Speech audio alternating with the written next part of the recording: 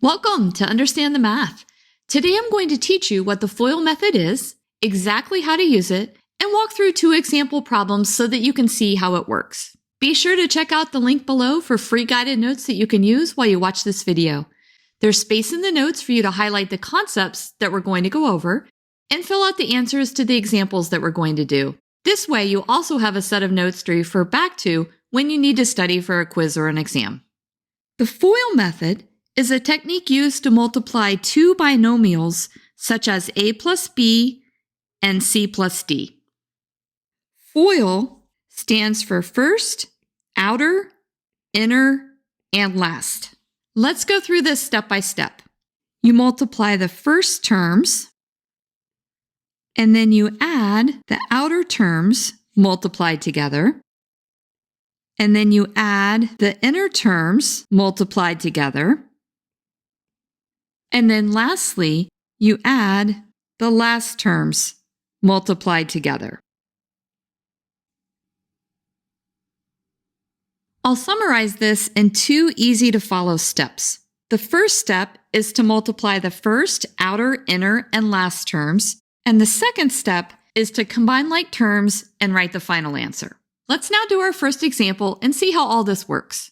We're going to multiply x plus 2 times 3x minus 5. We multiply the first terms, which is 3x squared. We then multiply our outer terms, which gives us minus 5x. We then multiply the inner terms, which is 6x. And then lastly, we multiply our last terms, which is equal to minus 10. We'll then combine our like terms, and we get 3x squared plus x minus 10. And that's our final answer. Let's now do our second example without writing down the color codes. You might want to stop the video at this point and work this problem on your own, and then when you're done, start it back up again and check your answer. We're going to multiply 3x minus 4 times 2x plus 1. We'll begin by multiplying our first terms, which gives us 6x squared.